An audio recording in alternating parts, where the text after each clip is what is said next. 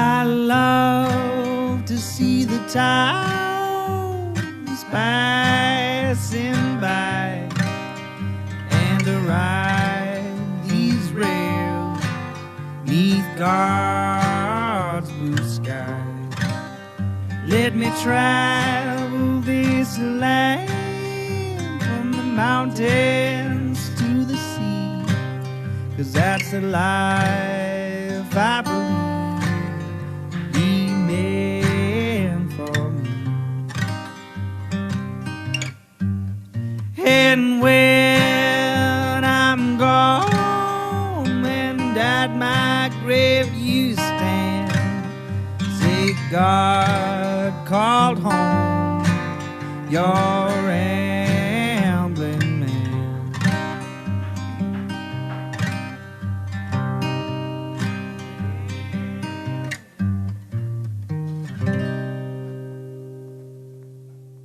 Welcome to Ramble Man Podcast, episode number 114. This one's with Patricia Robledo, and we talk about her journey from Colombia to Knoxville. It's a great talk. She's an amazing person, and you get to hear birds chirping and stuff in the background because we recorded at a park. But I really appreciate Patricia for being on. It's a fascinating story, and she's a great person.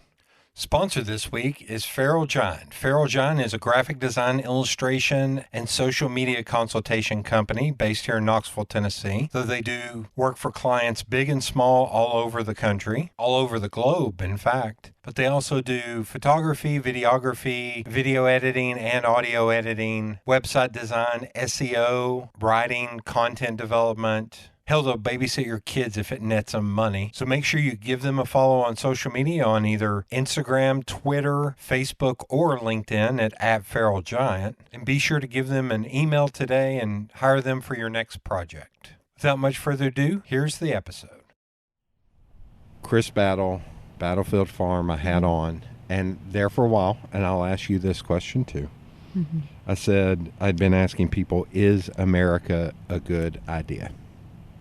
Not is it a good place, is it a good idea? Like good idea. The tenets of America. And he said, yes, if you're white. Oh, and he was the first person to say that. Everybody else has been like, well, I don't understand the question. I was like, I think everything that we're taught that America should be is awesome if it all worked out. Yeah. But it doesn't work out. And so we should be doing better to make it work out. That's my feeling. Right. So he said it could be that, and that's why I brought up, we're going through growing pains. We're still a very young country. And I was like, that's a great way to look at that. Yeah, that growing all of this pains. toughness is growing pains. Absolutely. And I think there'll always be growing pains. Oh, yeah. Because we change as a society.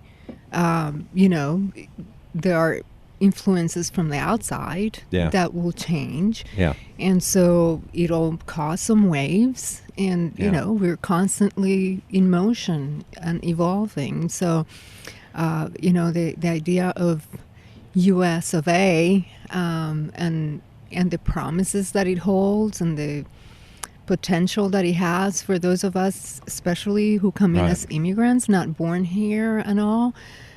I mean, I am sort of the picture of what's possible, right? Right. I've been extremely lucky. I've also worked really hard, but not everybody gets those two things of being lucky and also being able to get to where they want to be. I mean, I didn't even know where I wanted to be. That's what, for me, that's what it means. It was such an unknown, and it's become such a wonderful place of opportunities for me. Yeah, and it was, I don't know if you know, like, there was a lot of my younger life where I was playing at Eastside Y, growing up kind of on the east side, going to Fulton, where I'd be the only white guy. And I always joke, I was like, everything is in increments. Like, I have a much different perspective on the world because I was enmeshed in that when I was a kid. Yeah. Where I wasn't just a normal white kid that grew up around other white kids. Right, like, it was a totally different way. I got to experience the world differently through the eyes of your people. friends, of your classmates. I don't think I've ever hopefully, I don't know. I don't think mom and dad have figured out how to listen to podcasts. I've told them, I was like, please don't listen, please don't listen. Because I reveal a little bit too much. But I was, I think 6 or 7, and I was playing in a friend's front porch over on the east side, and he was a black kid, Dwight. Dad will know exactly who I'm talking about if I say Dwight. And a cop came up and started giving him crap. Oh. And I went up and kicked the cop in the shin because I'm a white kid. Because you could get away with it. Yes. And he just like, you know, get away. Or that, and it was something like it was Dwight's older brother was a bad kid, or you know, whatever. What's doesn't matter. Yeah. Doesn't matter. It's a 6 or 7-year-old kid. That's stupid. Yeah. But I was like, that was an experience I had very early on. Yeah. Very early, so experiencing that. And even there are other things. Yeah. There are things I can't talk about because mom would actually but yeah, so when it's weird talking to some white people who are like, well, you've had it easy your entire life. I was like, I saw a gun on my first day of high school, and I've had a gun put on my face 3 different times. Oh, my. Yeah. I was like, you got to... Everything's in increments. You can go down one little avenue and go completely wrong. Like you were saying about being fortunate. Like, you know, there are a couple avenues where I'm probably not sitting here today. Right. And I'm very... Of those that you're aware of. Who knows how many you didn't know you came close to being in trouble. Yeah, there are a lot that I knew that I was in trouble. Making sure we're recording, but... Okay. But that all speaks really to the importance of being exposed to people who are different from you from an early age, right? Yeah. Because then you get to see the world through somebody else's eyes and experiences. Yeah. Yeah, it's a story I've told many times. There are 2 aspects of this. I don't know why it was brought up, but when I was really young, actually I was probably like in high school, somehow at Christmas time, my grandfather started talking about the N-word. So my grandfather also grew up very rough and very, very rural. But I just remember clear as day him saying, I didn't teach my boys to say that word. That's not a word I taught my boys to say. Wow. And I was like, that's a dude who was born in like 1917. For him to say that is very rare. I was like, that's why I say when it comes to the luck or the fortune, it's, if you don't have that, then you don't have like my dad, that you don't have, it's one step. Yeah. And then one time, here, I'll tell a bad story on Dad. My dad and uncles used to take me bar hopping with them when I was a kid. And we were sitting. Cool dad. Yeah, we were sitting in Myrtle Beach at a bar. And I'm drinking my little Shirley Temples because they came with a sword, a little plastic sword, collecting those. And there was a guy sitting, it was me, Dad, and a guy. And the guy, I remember he had a tattoo right here, like he was either a biker or in the Navy, because that's all who had tattoos in the early 80s. And he just kept saying the N-word. And Dad finally, Dad, he's not small. Yeah. He turns around and looks at me and looks at him, and he's like, and a lot more violent words, a lot of F words of, if you don't stop saying that word, my son is going to get down off that stool, come over here, kick your ass, and I'm going to let it happen. And I'm just sitting there like, what are we doing, Dad? What are we? Like 5 years old. Like, what are we doing? And the guy just looked at me and looked at him and got his beer and walked away. Yeah. And he's like, I ain't going to tolerate that. Again, it's... Go, Dad. You don't have Papa, you don't have Dad. Yeah. You don't get down to me, which is why I know that I am lucky to have experienced. Right, to have had those examples. Yeah, growing up. So... Yeah, it's weird, and I see some friends that are white and very angry, and I just try to have a modicum of empathy for them and say, I know, it's hard. I know. Yeah. I know. It's hard. But look at it this way. Like, just look at it this way. Like, just try and talk them down instead of ignoring them. Yeah. I guess is the best way to put it. Yeah. I don't know. Yeah. Makes sense. That's great. Okay. Where are you originally from? Like. Yeah. Oh, I love that question. Okay. And I tell you why I love that question. Okay. My dad passed 2 years ago. Sorry. It's been really rough, but he loved being at that question, if we were in a restaurant or wherever. Obviously we speak with an accent, and his was pretty much heavier than mine. And so people would ask, like, oh, so where are you from? And then he would ask, like, you mean originally? Yeah. And they would say, yes. And then it would say, heaven. Oh. Oh, that's awesome. He's so fabulous. He's just amazing being. So we were originally from Colombia, South America, okay. and that's Colombia with an O. So that's Colombia. Oh, okay. Our biggest pet peeve for Colombians is when we see Colombia with a U, which is easy to do. Yeah.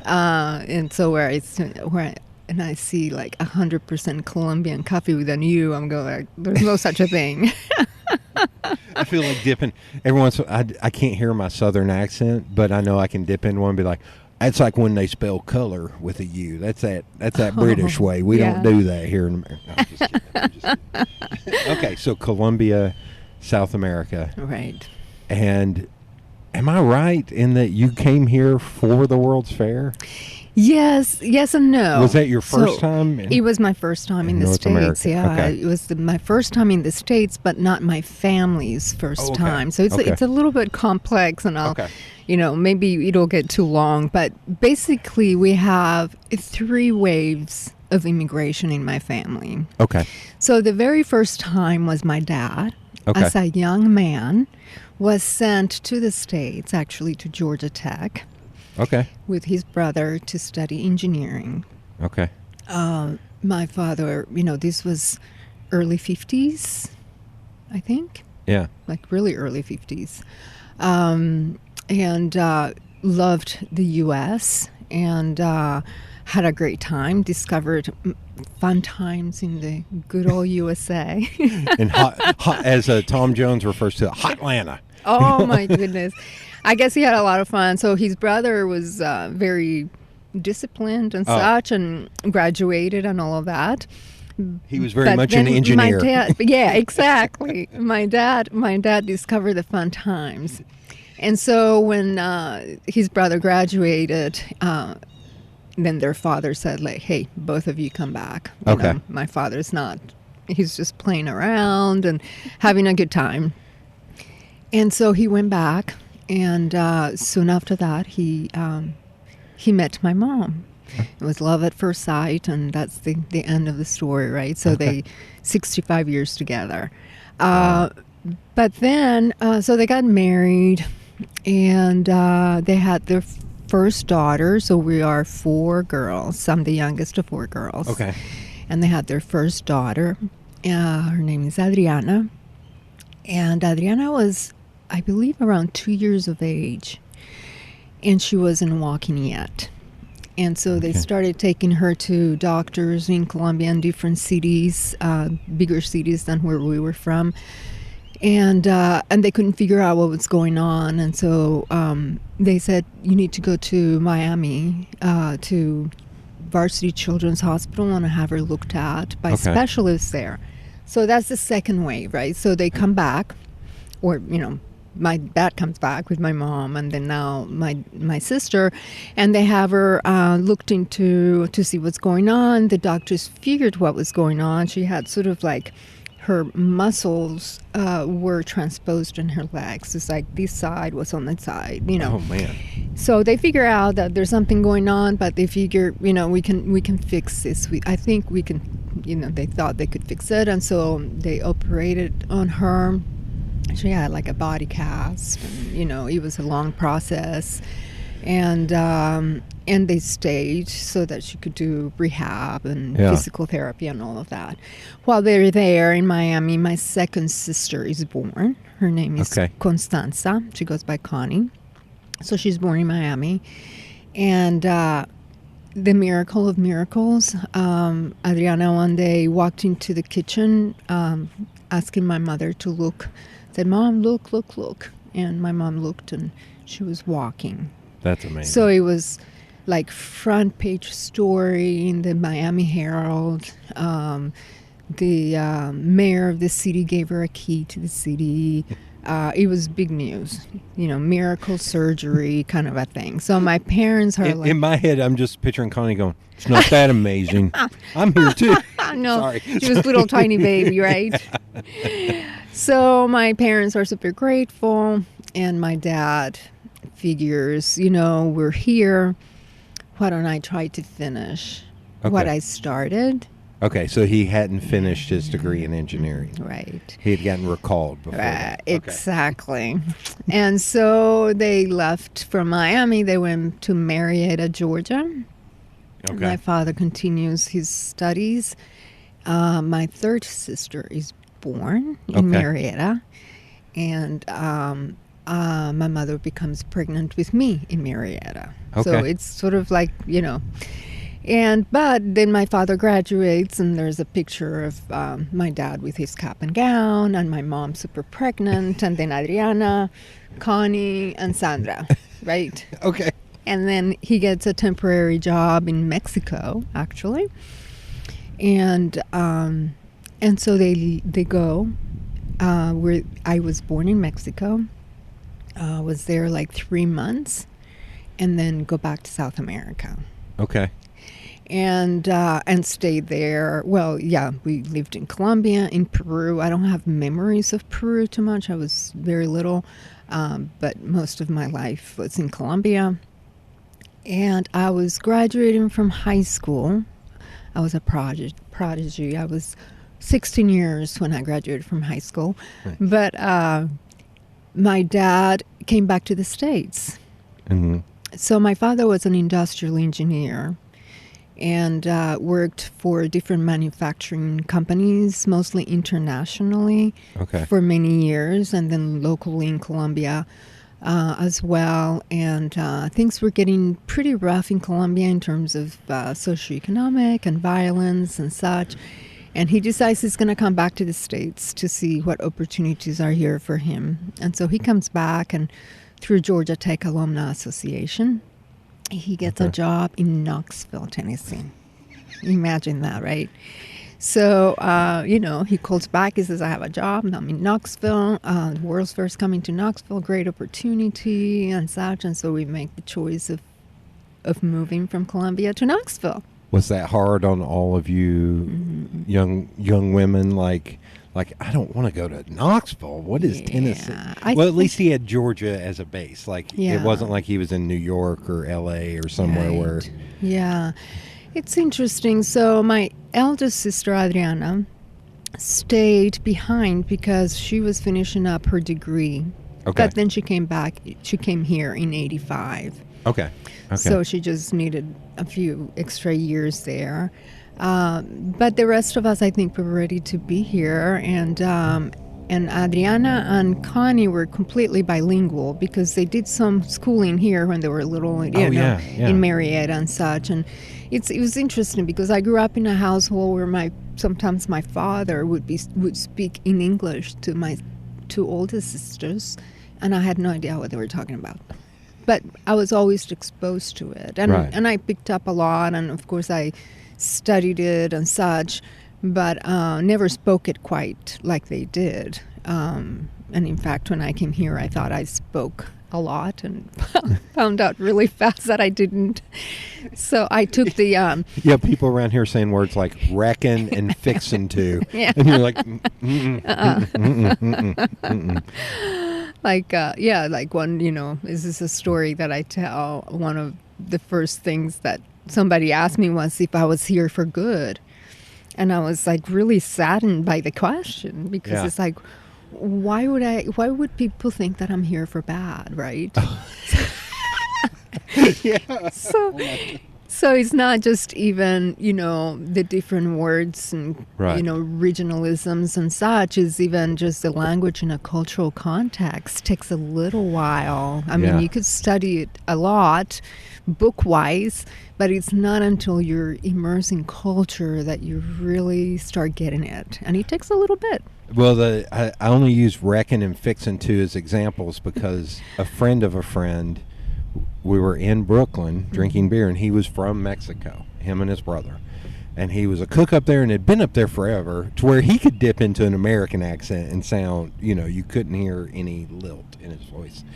And I said some word. I was like, well, I reckon we'll head. He's like, whoa. What was that word you just used? Yeah. And I used a phrase. It's like, I reckon we're fixing to have a problem. And he was just like, what? What did you just What say? are you saying? And I explained to him what I was saying. So he sat there and kept going, reckon. His brother's sitting there drinking a beer going, you're an idiot. But it was wild. I was like, I had never thought about it until then, I guess. Yeah, language is so very interesting. And, we were talking about evolution of the country and evolution of all of us as we grow and growing pains. Language also evolves tremendously. And so it's always very interesting. Yeah.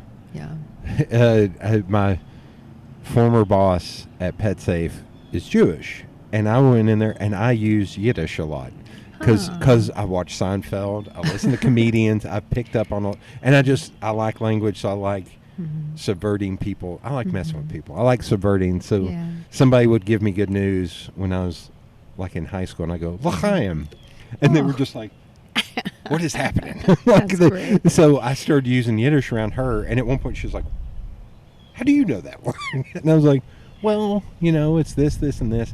And it blew. Yeah. She brought me her copy of the Joys of Yiddish dictionary. Oh, how cool is and that? I have it on me, like, all the time, because I love it. Because she's like, and she started teaching me more words. Yeah, it's fascinating. I listened to a couple of podcasts. One is Lost in Translation, and then the other one is The World in Words. And I love it. It's just so interesting. Yeah. Okay, so Colombia, and then you come up here, and you were 16?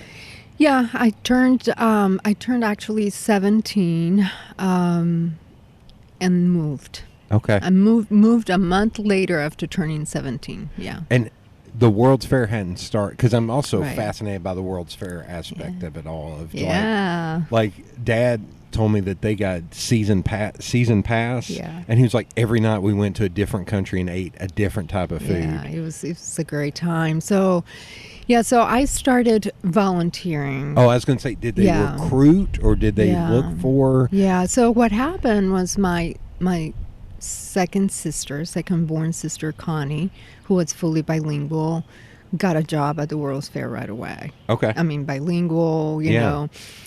So she actually worked in Bo Roberts' office, who's the president of the fair. And in fact, I just ran into him Friday night. Oh, okay. He came for the opening of the exhibit at the East Tennessee History Center. Yeah. I didn't go to that, but I was downtown and ran into him as he was coming out of that. That's amazing.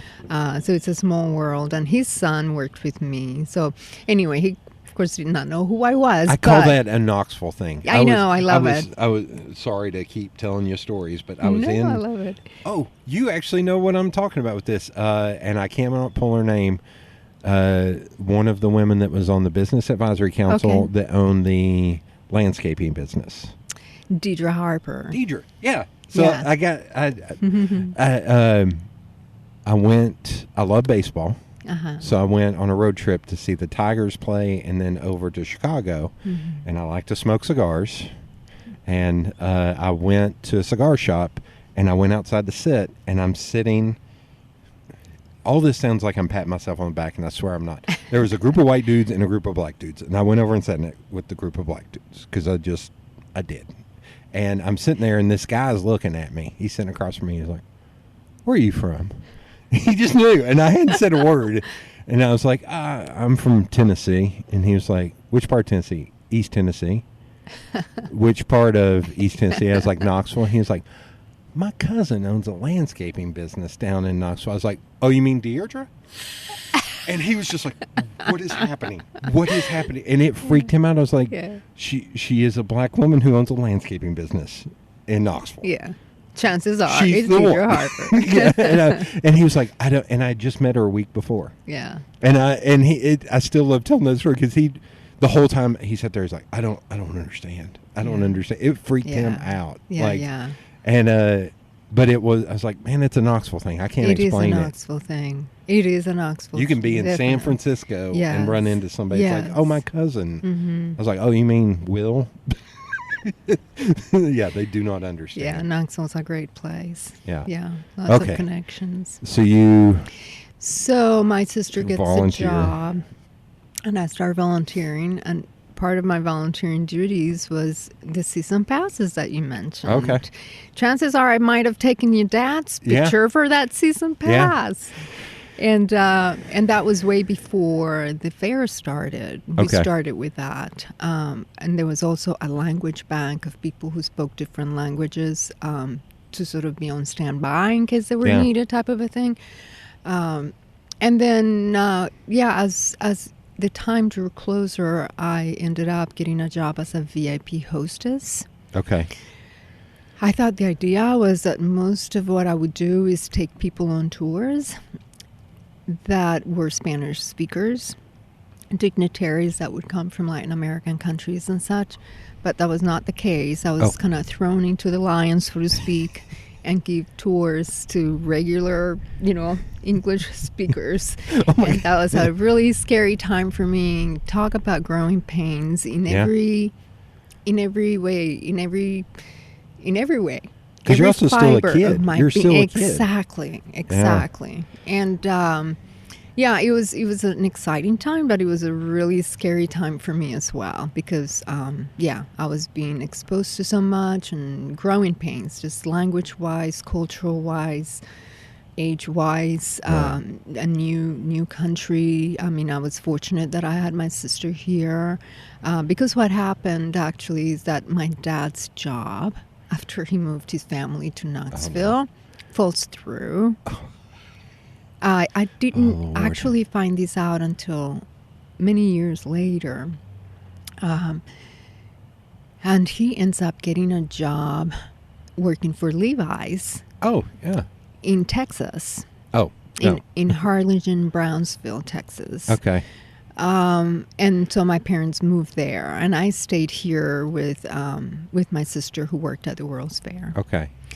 And then so it was an exciting time, but a difficult time. And then when the fair ends, my sister moves with my parents to Texas. Okay.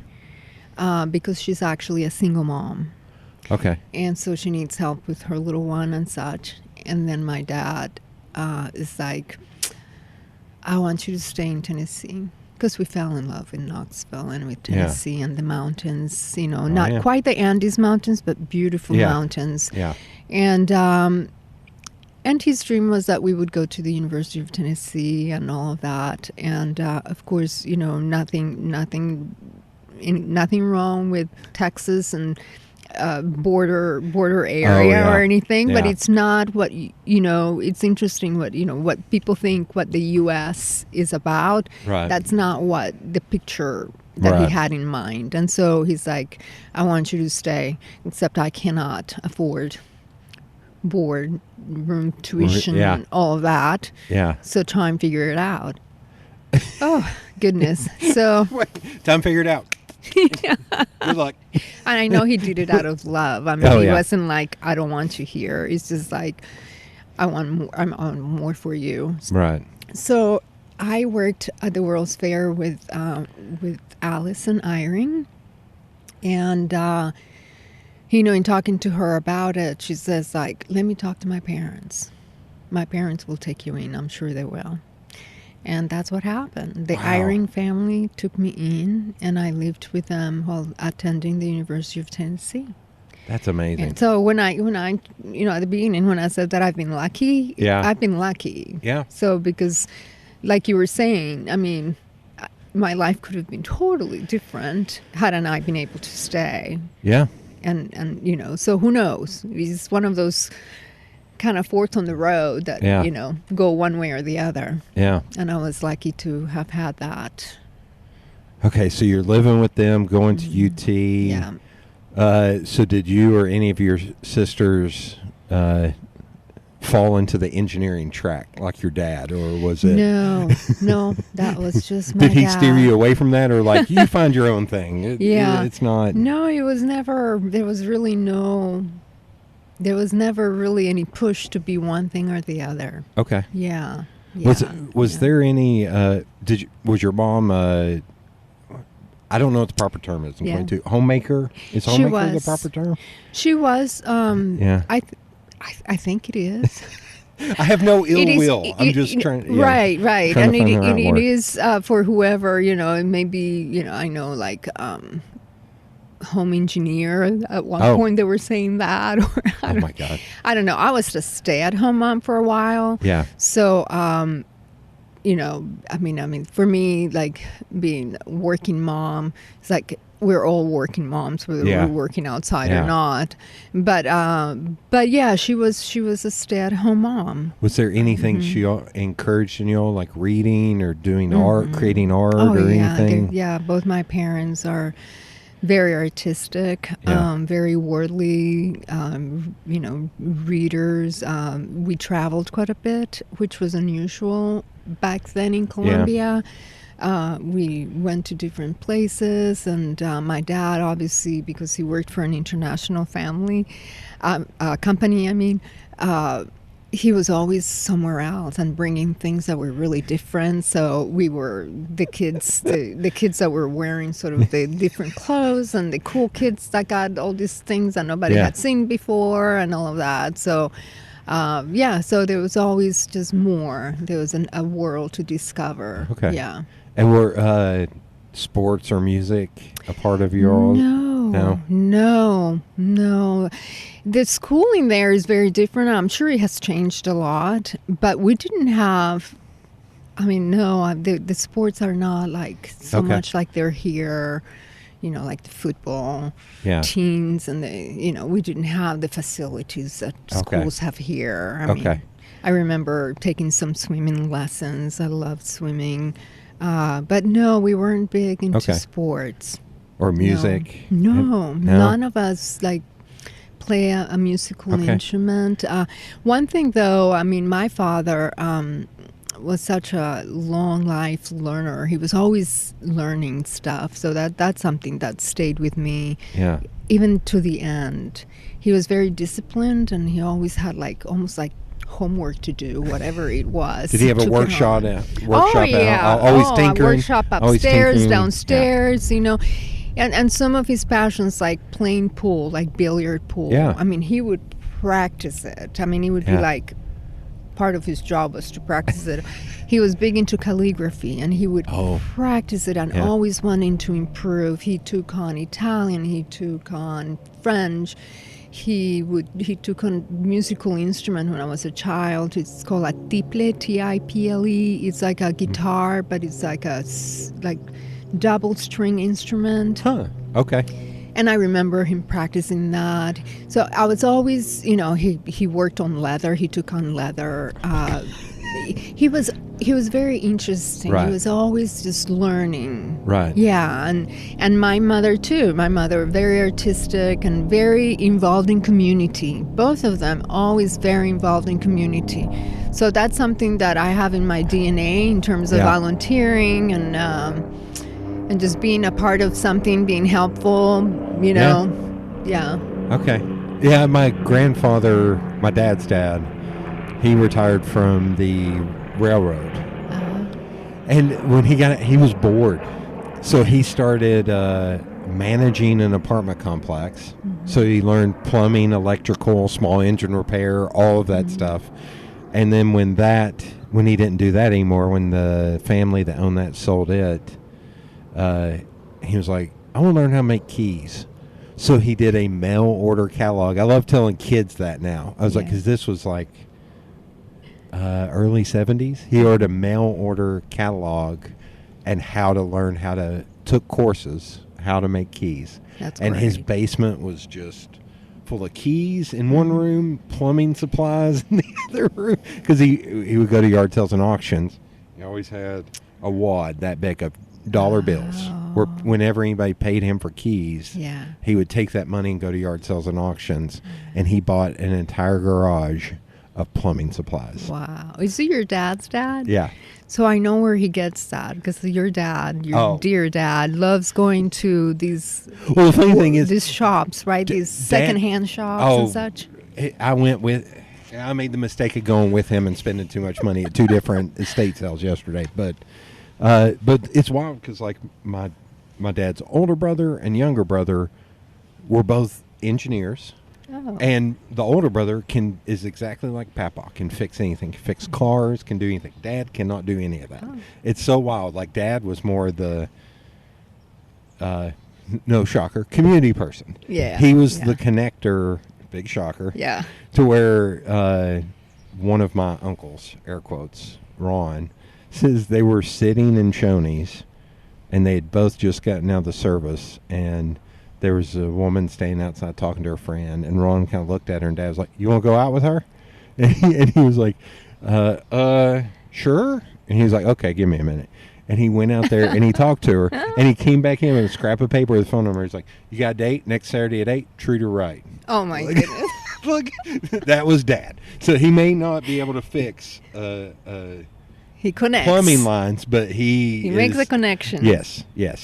And but I would always go around with my grandmother was very involved in Broadway Baptist Church, and all of her friends there, their husbands had passed. So my grandfather, I love this term, got voluntold to go help them with their electrical, plumbing. So when I was young, I would go help him. Aw. And they would be like, "Here's $5," and he would like, "Give it to the boy." Oh. So I grew up buying comic books and Cokes Yeah. from going and helping him. From and the tips. yeah, holding a light for him to How look at a plumbing thing. sweet. And watching him do these amazing So to where I community had figured work. it out, and Mom, every once in a while, I was like, "Oh yeah," right at the beginning of the pandemic. Here's a TMI. I had asked for a bidet attachment because I'd went to an Airbnb in Atlanta and they had one. I was And like, you fell in love with it. and then March 2020 hit and Yeah. toilet paper is gone. I was like, I have this bidet attachment. Yeah. So I hooked it up, but then I found like a washer had rusted and I had to fix it. I had to fix a few things. And I was telling Mom, I was just matter of fact. I was like, "Yeah, I had to do this, this, and this." She's like, "How? Your dad can't do any of that." I was like, "Because I was around Papa my entire life." Yeah, It's like, you watched it's all him. mechanical. It's all in there. Yeah, it's all in mechanical. the memory. But yeah, so here's another story about another weird way I grew up. So where my grandmother lived on the corner of Teeple and Washington Pike, behind her, the family was Catholic. So my grandmother went to Broadway Baptist. Catholic family that I grew up with those kids. And then the couple across the street from Granny and Papaw were Holocaust survivors. Oh, wow. And they had the tattoos on their arms. Yeah. So at like 5 or 6, I had to learn what that was. What that meant. Yeah, Oof. because I would go over there and help Papaw fix Yeah. when her husband passed. Sweetest couple in the world. Yeah. The husband scared the crap out of me on Halloween. He had bought him. He was so excited, and he opened the door and scared me at like 3. And they were like, "You wouldn't go over there for a year or two." I was like, "Yeah, he scared me. I was Aw. 3." They were the sweetest couple in the world. Yeah. And but yeah, so that's another, Yeah. because it's almost like a key of how everything falls into line to get a Yeah. key to turn. Yeah. I think of all those little steps Yeah. that, And exposures to Yeah. different people, different. because we didn't travel at all. backgrounds. Like Yeah. Mom and Dad we were pretty poor growing Yeah. up. Like Yeah. Dad drove a truck and Mom worked for the phone company. Like Yeah. any money they had Mm-hmm. was just to survive. And then once a year we would take a trip to Myrtle Beach. Mm-hmm. And the only reason we did it is because we had 20 other families that went. Yeah. So a lot of, my youth was them kind of surviving. And and I think if they look back, because I've talked to Mom a little bit about it, she's like, "We weren't that poor." I was like, "I think we were. I think we were not great." Yeah. I was like, I always, please don't hit me for saying this. I will make fun of her and go, "I have a better memory than you." Because we'll say something. She's like, "I have a better memory." I was like, "Sorry, please don't hit me, Mom." Yeah. Well, it sounds like a great family, and so in many ways you were very wealthy and rich. Yeah, by because having so much around you. I had uncles Yeah. and aunts, and Yeah. air quotes uncles and aunts. That Yeah. it was, and I was the Right. only grandkid for 10 years. Oh, yeah. So I was treated like a little brother, Oh, and yeah. like always taken around with them, always People welcome. took Like under their wings. yeah, and as much as we couldn't go where places, and we still did stuff like. I always say I win for the best first concert ever because I saw I'm going to bring it back around. Johnny Cash, Neyland Stadium, World's Fair Park. Oh, wow. I was there for that show. Wow. I was like, I don't think anybody can beat that. Like, yeah. That's great. Okay, so World's Fair, that kind of wraps up. You're living with the family, going to UT. Yeah. And how was it? Like, by then, this is going to sound like much more callous question than I mean it. How good was your English by the time you made it to UT? Was working at World's Fair kind of able to? Yeah, that helped a lot. Okay. Still, I attended the University of Tennessee as an international student, so a lot of the classes that I took, like U.S. history and English and such, was special for international students. And so that was helpful. UT was also a very scary experience for me because it was so huge. Yeah. It was so huge. I mean, my interest was science. And so taking like general chemistry and such and coming into these huge places that were like almost stadium seating, and I couldn't even see the teacher, and it was very intimidating, even after I had been here and exposed to the World's Fair and all of that. Can't say I did great there. It wasn't like a great fit for me. Was I ready? I probably wasn't like really ready. What high school did you go to here in town? I didn't go to high school because it's funny you should ask that. Oh, you graduated at 16. That's right. It's funny you should ask that because I remember my sister and I, so we're 4 girls, right? And there's 3 years difference in between all of them, except number 3 and myself. And we're 14 months apart. Okay. And we graduated from high school together. So our brilliant idea, is that we would come here and do the last year of high school here in the U.S. To sort of get used to English and all of these. And I remember she and I pretty much walked into Bearden High School and said we would like to enroll for the senior year. Even though you were graduating. Yes. I mean, there was so much ignorance, that we bring, that we just think we can do certain things or whatever. It's like, well, where are you from? And did you attend school elsewhere? And did you graduate? It's like, but we, it's like, no, you're graduating, you can't attend. So that was done. So I graduated from Colegio Filipense de Nuestra Señora de Lourdes, a Catholic all-girls school. God. My graduating class was probably 20 girls. Oh my God. Yeah. Okay. Oh, I'm telling you, just very, very different. Yeah. And like you, I grew up, both my parents come from big families, like 8 and 9 brothers and sisters. So my grandmother lived around the corner from us. There was always stuff going on, right? And also very close family friends that were like you say, quote unquote, uncles and aunts and whatever. I mean, we were always surrounded by people, by family, by events, births, visitors, everything. So it was amazing. And then so moving here and then being left shortly after moving here by myself was really tough because it was like I didn't have all that net, that safety net that I was used to. And I mean, everything is different. So for example, it's a small town and so there's connections in Knoxville, right? But say that I did not know somebody that I would meet in Manizales in my hometown. And all I would have to say is my last name. Because we use 2 last names. So my father's last name and my mother's name, right? So it's Robledo Gomez. So I would say, I'm Patricia Robledo Gomez. And right away, people would go like, you're so-and-so's sister and so-and-so's niece and your uncle is this. And so even though they were meeting me for the first time, I was never a stranger because of my names and who I was connected to. And so you come to a place where people don't even know your name, can't even say your name, you lose your second name. It's just a totally different shift. Your ground just really shifts. I mean, it's a lot of like having to reground and reinvent yourself, and even what people call you or how you identify yourself. I mean, remember, I came in 1981 that was Miami Vice era. Yeah. That was Pablo Escobar. It was the only thing people knew about Colombia was cocaine.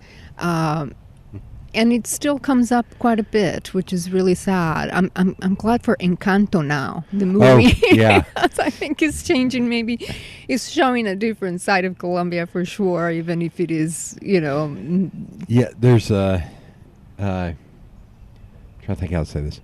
There's a show that I love that is very problematic called Top Gear. Oh. It's a British show with these 3 hosts that it's about cars, and even though I don't know a lot about cars, it's a great show. They are horribly racist, and they are awful. And I actually And you enjoyed the show? Well, I did not know that, because I would. Here's a funny thing to talk about to kids about. Like when I first bought my house, like I've lived in my house since I was 25. And so I had cable, and I'd work during the week and have nothing to do on the weekend, and I would either go hiking, or if it was nasty outside, I would sit inside, and they would do marathons of shows. So I watched like Anthony Bourdain's No Reservations, where they would show like 48 hours. That's the first, as silly as it sounds, that's the first place where I was like, holy shit, I gotta leave this town. Yeah, there's a world out there. And he did such a good job of really just being with the people, Watch that. Watch Monk with with Tony Shalhoub. Like, but one of them was Top Gear. It was on BBC, and I think it may have been the early days of Netflix streaming, where I would just watch marathons. I did not know it was awful until later. And in the last couple of years, I rewatched it from the beginning. I was like, I'm going to watch this from the beginning, because I've never, I've gotten an episode here, episode there, and I love the show because these guys are funny and they're idiots. And but man, upon ending this last rewatch, I was like, I think I'm done. I think I'm good. You were seeing it from a different perspective. Yes, from a grown-up. More grown up. open, yeah. But they went to Colombia, and they essentially made fun of cocaine without saying cocaine, and then they got to the end of the episode, and one of the guys said, yeah, and we made it the entire episode without saying cocaine. And it was just... Yeah, watching it in 2021 or whatever, it was just like, I get it. It's funny, but it's also dumb. And it's also dumb. And I don't, as much as I enjoy this show, and it is a great show, that's the problem. Right, like, man, like 10% of this show is terrible because they're idiots and they're jerks, and I would probably punch all 3 of them if I was for just being jackasses. But, like... Yeah. I still remember that. That's the one I was like, good God, guys. You went for the... But in my mind, I listen to so much comedy, I'm like, you went for the easiest, dumbest joke. Like, there's got to be better jokes to make. Yeah, it's just silly. But, at that tender age that I got here and having just lost kind of my grounding, and then realizing that, gosh, I mean, people have a perception of Colombia that I don't, right? But was it a lot of people? Like, was it in the world enough to where a lot of people knew? Okay. Oh, yeah. Because it was Miami. I mean, it's just... It's what people knew. They didn't know there weren't any other shows showing a different side, or people were not reading, other things. It's wild. I brought this up the other day, and I think this was right before then, but did you ever watch the show Barney Miller? Barney Miller was this... Oh, Barney Miller, yeah. I was telling somebody the other day we were talking about, and I've caught... There's Pluto on Roku, on the TV, to where I can watch old shows. And I was like, man, I wish Barney Miller was on there, because I remember watching it when I was a kid, and I loved it. And I found some episodes on YouTube. I was like, this is the most diverse show that has ever... Because every cop is a different race. I was like, there are no women. Now that is problematic. And all the women are prostitutes, and that's also a problem. But every one of the people is a different nationality, and that's kind of awesome. Like, that it was something that was happening in the 70s. I was like, that's crazy. A little bit of it ahead of its time, I suppose. Yeah. So I grew up talking about, lack of diversity. I grew up with a lot of lack of diversity in terms of religion. right? Okay. So we did have like a Jewish family, right around the corner and such, but most everybody that I knew looked like me. Yeah. Went to the same, we're Catholic. So I didn't grow up with a whole lot of diversity in terms of that. And I think that was one of the things that just kind of shakes your world a little bit when you come here, because it's like, you start, World's Fair and then an international student. So I'm like meeting people from all over the world of different races and religions. And so I'm having to also growing pains, going like, oh, this person is a Protestant, or this person is Muslim, or this person is this, and sort of going like, what do I know about that? Not much, but why do I feel like this, like, wow, and so kind of realizing my ignorance too about a lot of different things. And so for the first time, I was like really learning a lot of negative things about the Catholic Church, which was not necessarily a bad thing. I mean, it was, my world was open to so much all at once that I keep saying growing pains. It was like really painful, because it's like questions everything to the core of who you are. Yeah. Even, the comments about Colombia, it's like, well, wait a minute. It's like, everything about it. And I even think like you could be meeting students at UT that are from Brazil, that their skin tone is completely different from you. They're South American. Oh yeah, but they're not. Like, they're no, absolutely. And even in Colombia, in Colombia, we have a lot of diversity. Okay. But I come from an area up in the Andes Mountains, so there's not so much. I'm sure there is now, but before. People pretty much stayed where they grew up, kind of a thing. I'm sure there's much more mobility now. So we do have, like here in the States and many countries, where the coasts, there are a lot of Afro-Colombians because of slavery. Yeah. Right? So it's concentrated in the coastal towns. So Colombia is the only country in both that has coasts on both the Pacific and the Atlantic Oceans.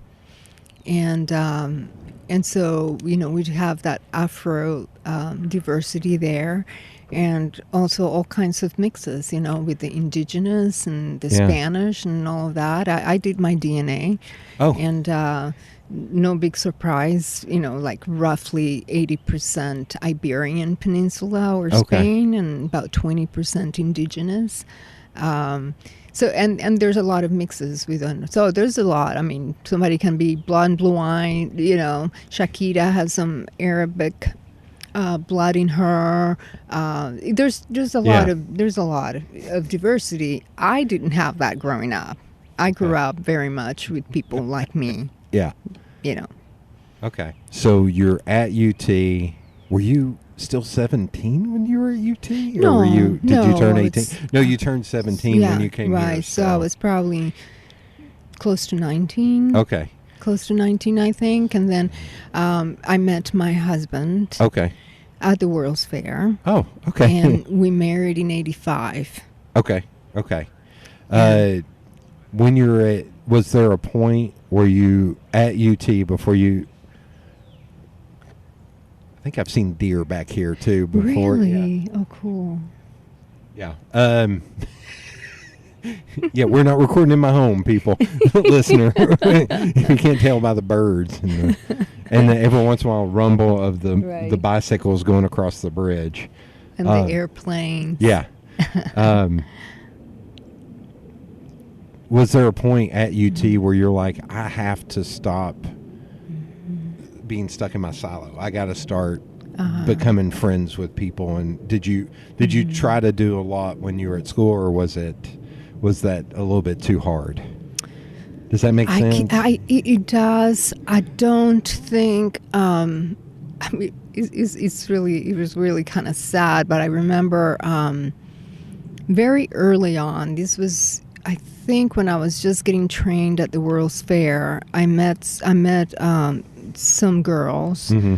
I don't even remember when, but you know how you just remember the feeling, but you don't remember sort of the details. And they were like, "Oh, it's so nice to meet you, and yeah, we'll give you a call.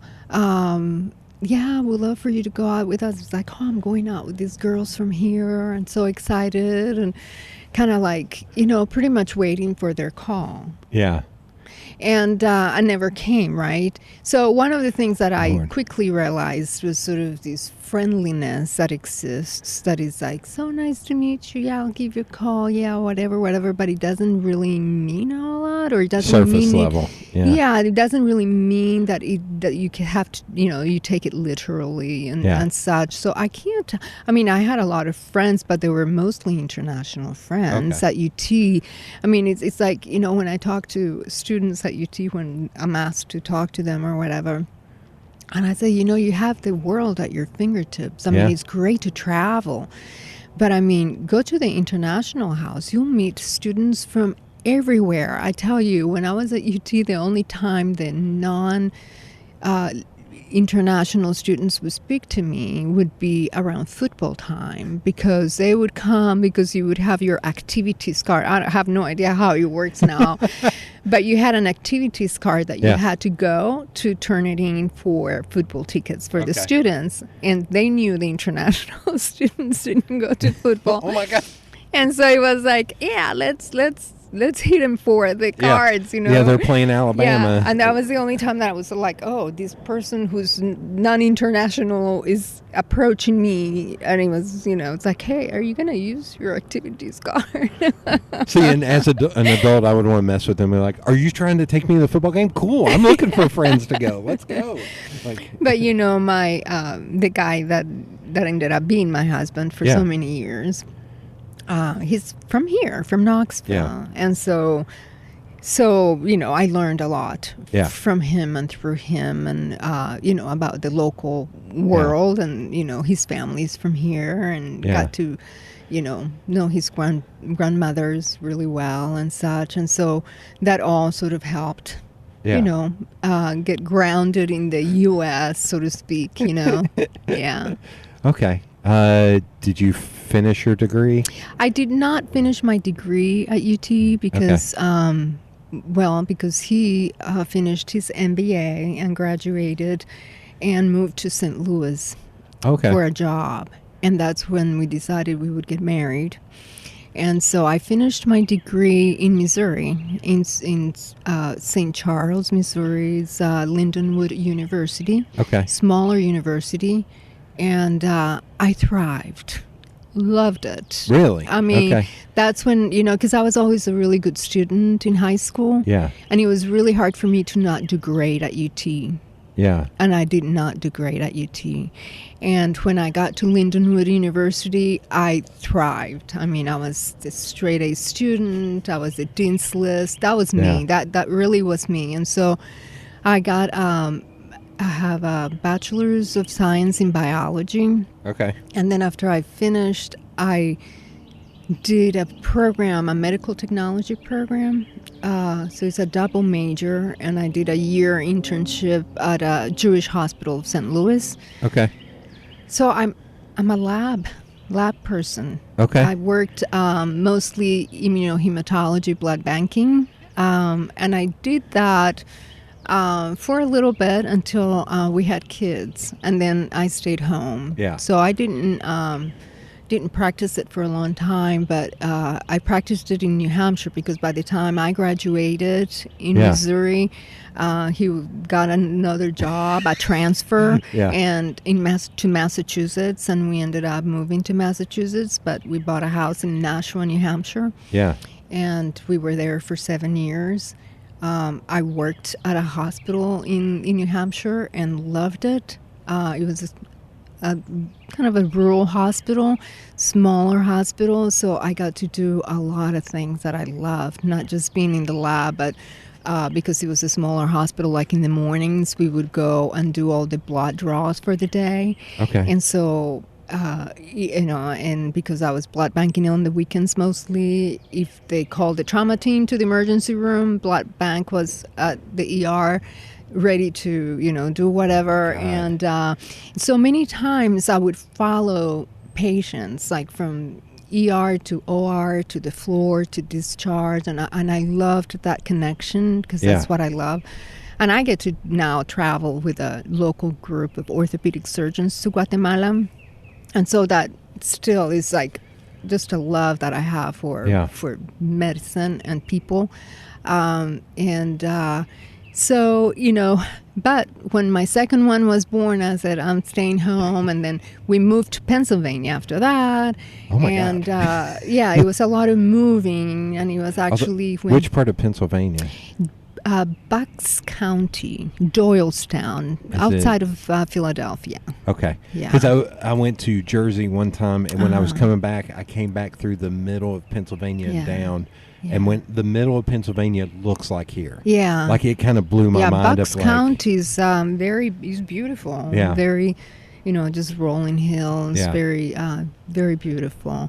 I was a mom of two, so I was busy with that. I can't say that I did a lot of touristy things, except to go like to Sesame Place and, things like that. But yeah, no, what's interesting is that in leaving Tennessee, going to Missouri, and then going to New Hampshire and Massachusetts and Pennsylvania, it really gives you an opportunity to look at things through different lens and a different perspective. Like when I moved from Colombia to here, I did not know that Colombia was such a special place and that I wouldn't get to eat amazing fruits again, and that I wouldn't...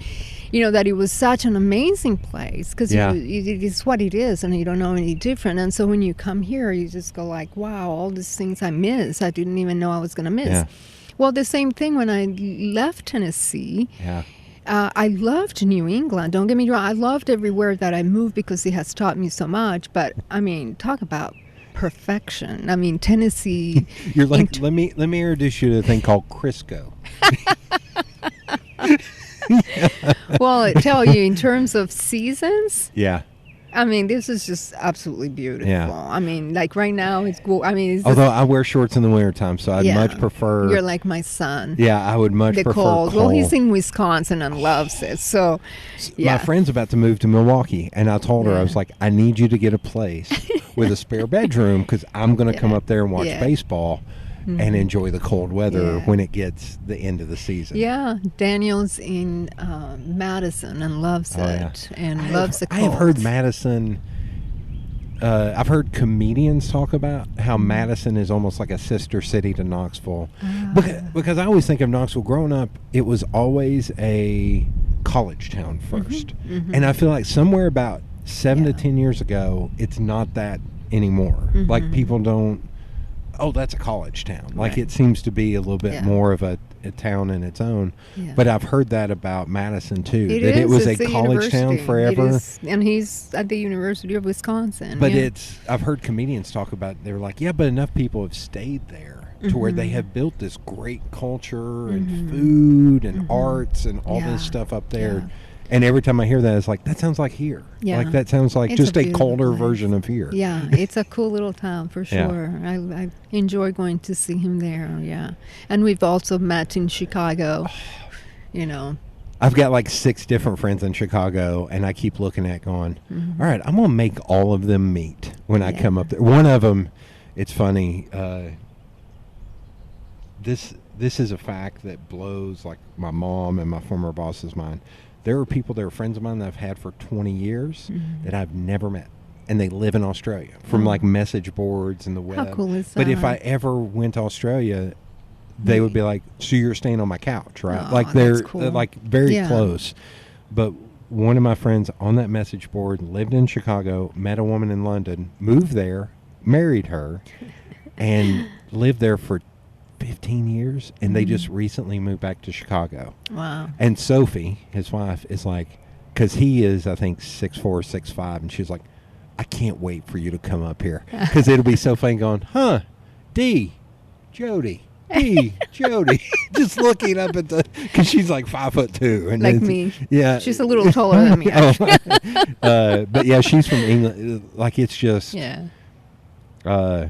Chicago's awesome. Chicago is It's amazing. The one thing, so I haven't lived anywhere else. Mm-hmm. I have only been outside of this country for 2 hours. When I went to Detroit, I drove over to Canada, and my phone didn't work. Oh. And it was supposed to, and it didn't. I was like, all right, Not good. I have to be somewhere in 5 hours, so I'm going to just go back. Yeah. And it was really disappointing, but I just couldn't afford it. But Yeah. within the country, I've traveled a ton. Yeah. And I love San Francisco, and I love Chicago and New York, because you can just drop in and use public transportation. That's the one thing I Right. love about those Yeah. big cities Yeah. as opposed to here. Yeah. Especially San Francisco, because you can drop in and take a tram, a bus, or whatever, and get So around. that's where my daughter is. Oh, She's man. actually in Cupertino, Oh, yeah. but she does go to San Francisco a lot. She's actually renting a little place in Sausalito just Okay. because she does so much there. Yeah. But yeah, it's a beautiful area. So, And you talk about beautiful weather, like it's always yeah. temperate there. And Yeah, it's a little cool too. Windy. yeah, as much as I wear shorts in the wintertime, Yeah. one of the coldest I've ever been in my life, I went to see the Giants play, and it was June, and I sat in the outfield and about froze to death. Yeah.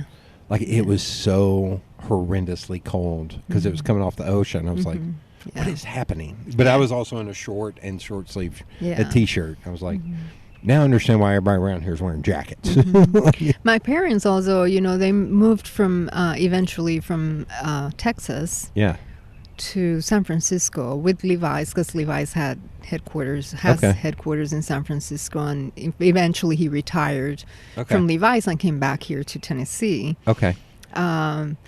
But they lived in San Francisco for many years, and so I went quite a few times, and it's so much fun because I love that idea of going like to Chinatown. And Yeah. they lived in different sections, but they lived mostly in the Italian parts of town, and it'd be fun. We would walk into like Italian bakeries and whatever, and they would speak to us in Italian, thinking we were Italian. I just thought it was the coolest thing. Just, Oh, man. you know. Of your three sisters, are any of them here, or do they still live around? Are all three of them here? No, there's one here Okay. who, she's a teacher, Knox County Schools. So my mother and I are here. Okay. Yeah. Okay. Yeah. And then I have a sister who lives in Florida and one in Maryland. Okay. Yeah. You're at least on the East Coast. Yeah. But what's interesting is that, we all left Knoxville. Yeah. We were all here at some point. Yeah. And so this is sort of like home based in the States. And then I came back, and my sister came back, and my parents came back, and, so It's still home. it's ebb and flow. Yeah. There was one thing I had read this article like 10 years ago, and it was talking about kids in Iran. Kids in Iran, and it was globalization. They were like, with the internet, a lot of kids now are not learning the recipes of their grandparents, and they're worried about like globalization or gentrification, where it's all just one thing and they're losing their heritage. So having an ex-husband who's from here and kids, I assume it is very important for you to teach them their heritage. Yeah. And have you all gone back to Colombia? Yeah, I love your question. So one of my biggest regrets is to not have been more proactive in taking my kids as they were growing up to Colombia, like for the summers. But remember, my parents lived here, so although I had a lot of family there, basically my parents lived in Lenore City, and my kids grew up. They grew up in Farragut area, in Farragut schools, from kindergarten through 12. Farragut and your kids. grandparents had already passed by the time your kids were born? Yes, I never met my grandfathers. Okay.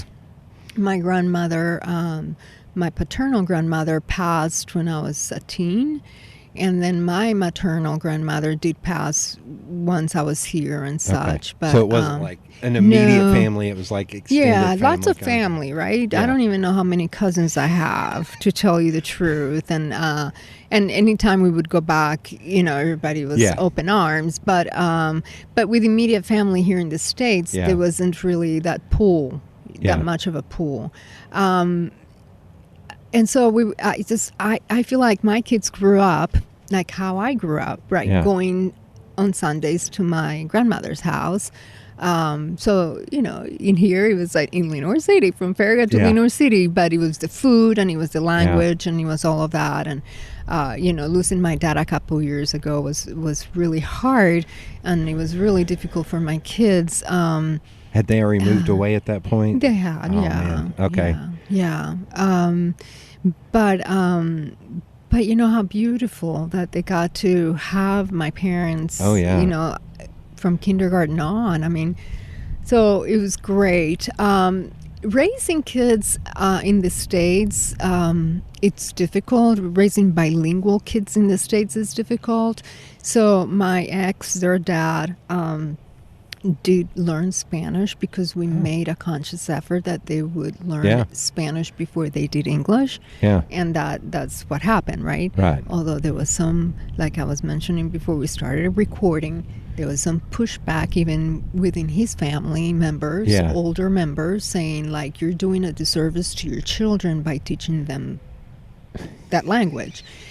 Which, it's difficult to navigate, but the kids also hear it, right? So the kids, and I talk about this with Latina moms all the time, because, I remember when I came back with them here in 95. So I left in 85 and came back in 95 with 2 preschoolers. Yeah.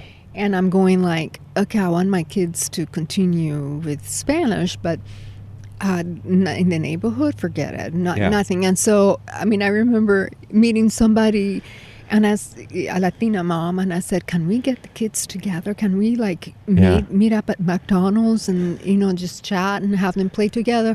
And we did. And then the kids are in the playground speaking English to each other. And we're here speaking Spanish, but the kids themselves prefer speaking in English. And even with my job now with Knox County Schools, when I asked to interview some of our Latino students, they'll say to me, I'd like to do it in English.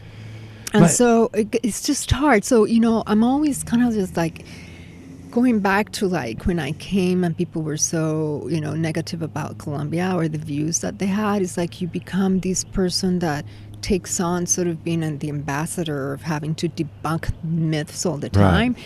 So one of the myths that people have is like, immigrants do not want to learn English. And in fact, we lose it way too fast. So you have people under the same roof who cannot communicate well with each other. Yeah. One speaks it and the other one understands it but doesn't speak it, and it's just they lose it really fast. So my kids lost it. Yeah. And at home I would say like, no, you're supposed to answer to me in English, and in Spanish, but they would answer in English, and eventually I just kind of let that go, which is another regret that I have. Yeah. But you know what? They both, on their own, at some point decided they would regain it. Because they were around cousins and such, too, that were bilingual. And I think and also we have tools now, like Duolingo and stuff, to where it's on their phone. And programs they can watch and things they can do. And so they both worked really, really hard. Unfortunately, they were in elementary school, I think, intermediate school maybe, when Knox County Schools did away with the foreign language program at schools until high school. And so it wasn't until they reached high school that they started taking classes, advanced classes, and they took more than they needed to do. And they did the same thing in college. They took Spanish when they didn't have to take Spanish, but they, literature and such, and immersed themselves. And they're bilingual. So it's really cool for them to really connect to those roots. I thank my parents for that, and my kids too, for being proud of those roots. Is your mom please don't cut me when I ask this question. No. I'm asking is she a good cook? Oh my God. I'm assuming the answer is yes. Listen, good doesn't even begin. So are you capturing the recipes? Oh, Like that's the thing that like I know you mentioned that, and I was going like, so I'm not. Isn't that terrible? Okay, so but here's my mom. My mom's such a gifted artist. yeah. And one of the things she does, because she paints and does all kinds of things, but in cooking, she's just an artist.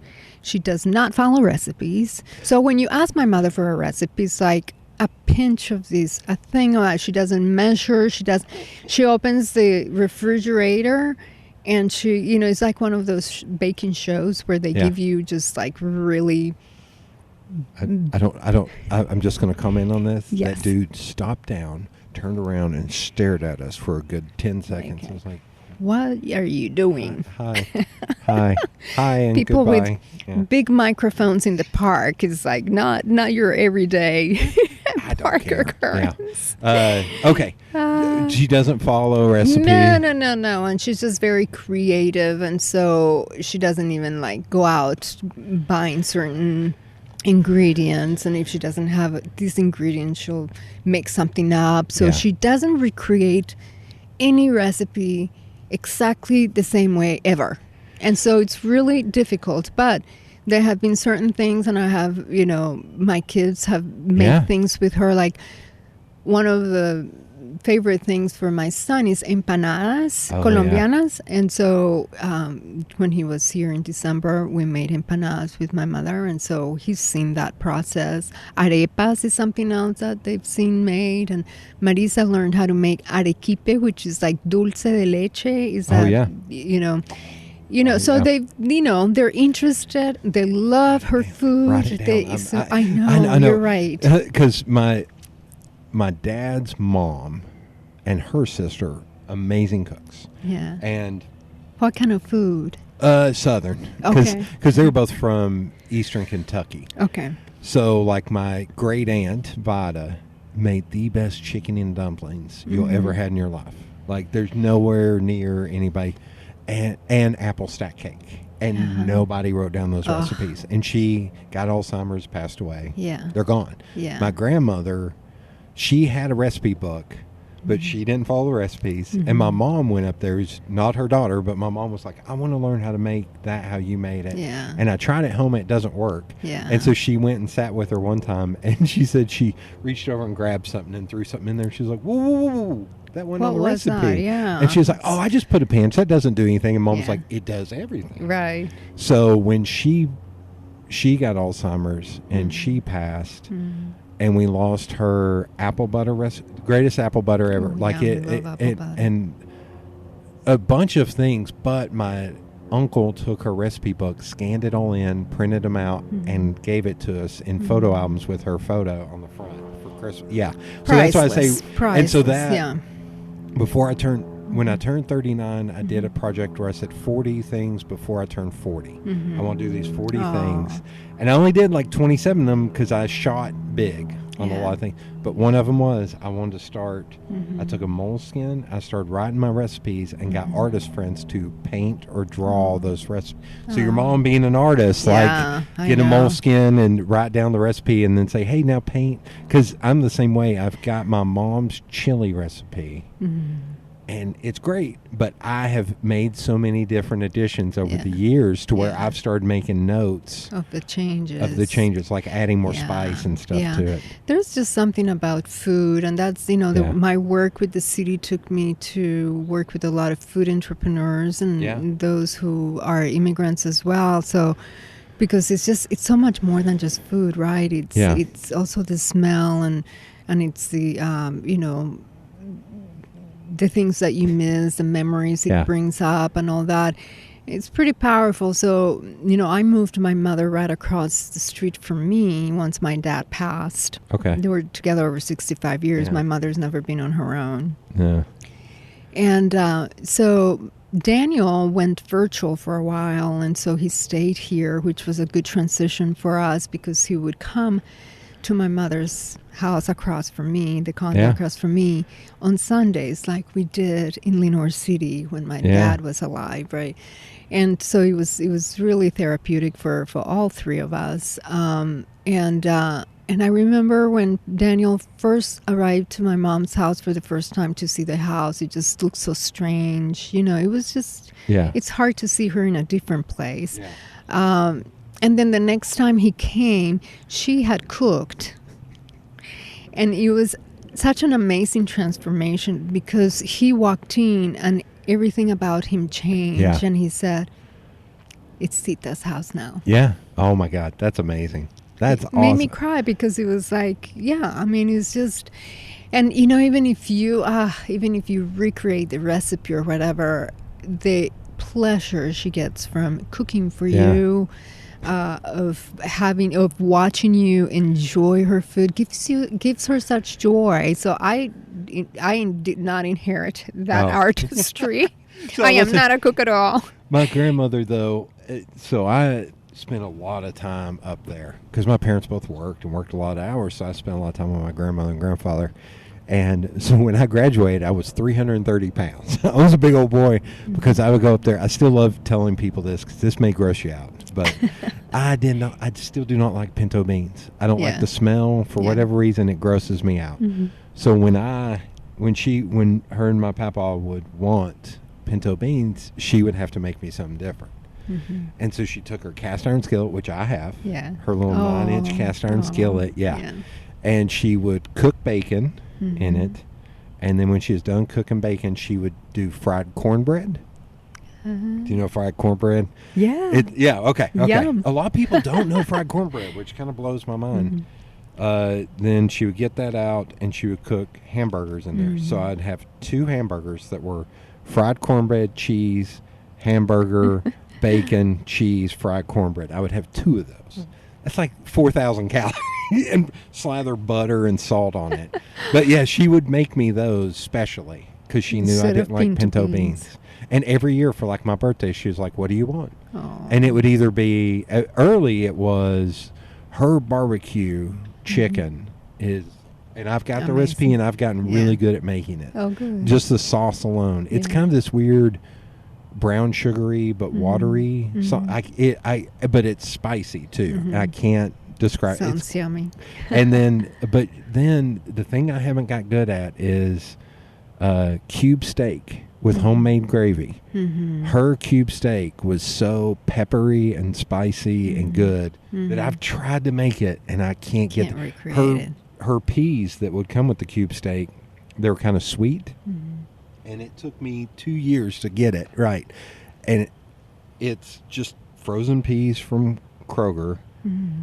I think it's like a pound of frozen peas, 3 cups of butter, 3 cups of sugar. It's like a molasses on there. And I made it once and I took it to Thanksgiving and my mom ate it and went, oh my God, you nailed it. And I was like, we're all going to gain like 10 pounds because it is so, because I would put a little bit, but it was never enough. Yeah. But she wouldn't make it in that big. She would make it in like small. But she would eat like what she called cucumber salad for lunch, where she would just take cucumbers, put them in water, put them in the fridge, and put a little salt on there and that. Or we would eat a watermelon for lunch. But they also they had a farm up in Corrington, and then they had a garden, not a little garden, a big garden in their backyard, to where it was always fresh food. It was always tomatoes, corn, okra. Her okra is still the best, and I learned how to make it finally. I was like, for fried. Yeah. Oh God. Yeah. Oh, it's so good. It's good. It's. I always have to make a double batch because I'll eat half of it while I'm making it. Yeah, I had never had okra before. Yeah. Before being here. Yeah. Okay, so we'll round it up. I'm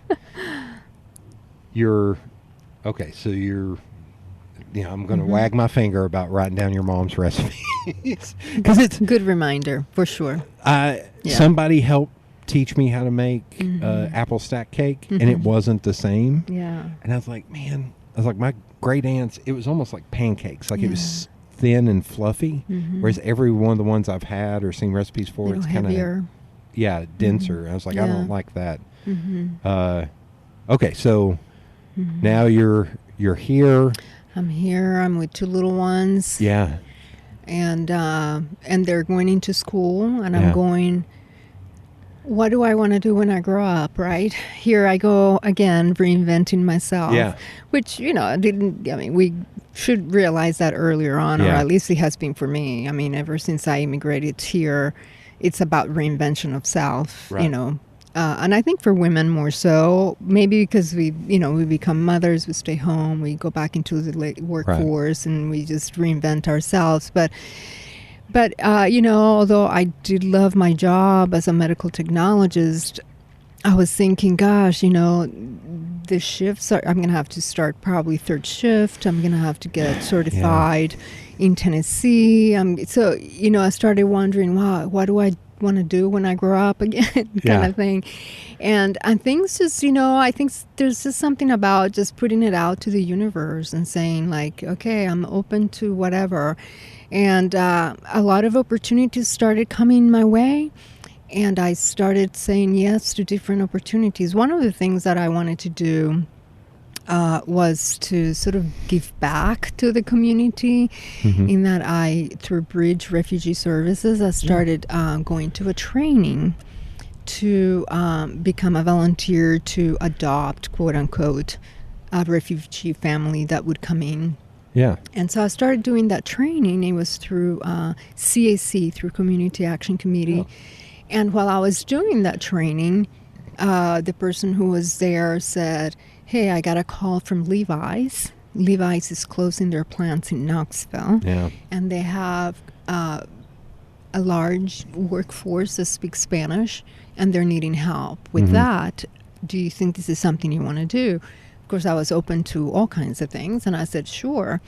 And so I went to help explain, the severance packages and all, all the opportunities, all the benefits and such, and realized that, geez, I am bilingual, but I haven't really been trained as an interpreter or translator. So what does that look like? And are there, sort of that entrepreneurial spirit of the immigrants is like, okay, so there are companies here that are hiring a lot of Spanish speakers. Are there other companies that are needing this type of assistance, right, of services?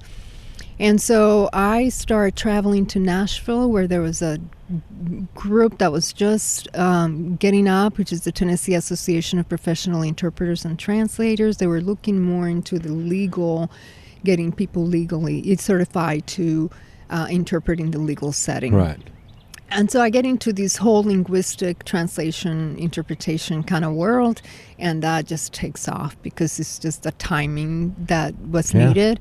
And so I ended up starting my little own company, Robledo Translations LLC, which has been since 1997. It has been in existence, and I've had like really major, employers in the area and outside the area. So like Ruby Tuesdays was one of my main clients.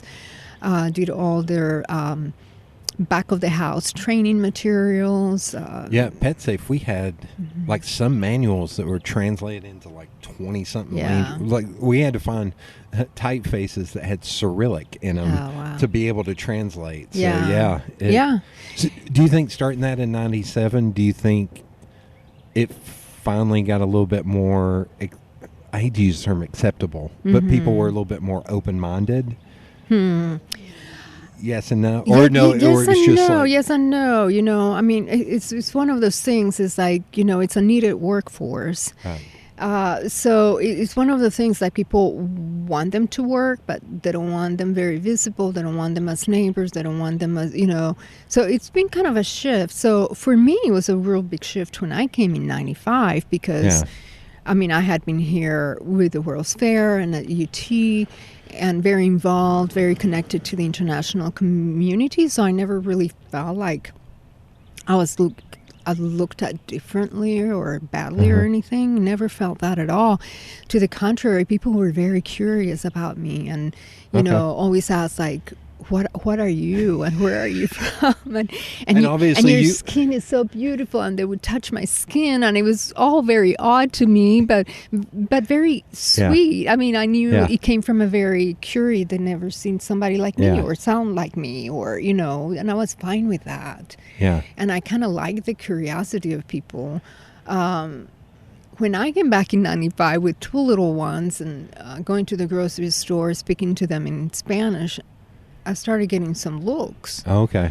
And I went like, what is this about? And so Yeah. things had shifted, and they had shifted because we were having now a workforce that was no longer that invisible, right? Right. They were just in the back of the house of restaurants, or just up in the rooftops and gone by nightfall, or, you know, they were staying and attending the school system. Yeah. And, you know, and that's when I think people just were like, oh, my world And you start is hearing a lot changing. more rhetoric about Yes. stealing jobs and stupid crap like that. Right.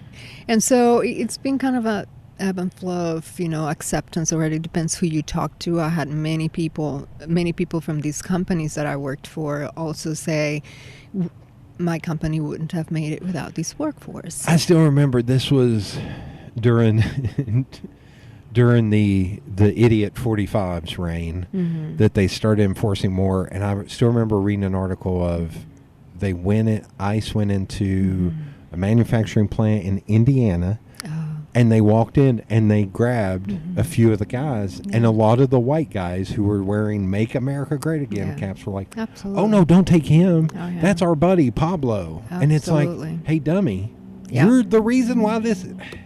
Absolutely. And this happened in Upper East Tennessee, Yeah. too, in Morristown area. Horrible ICE raid.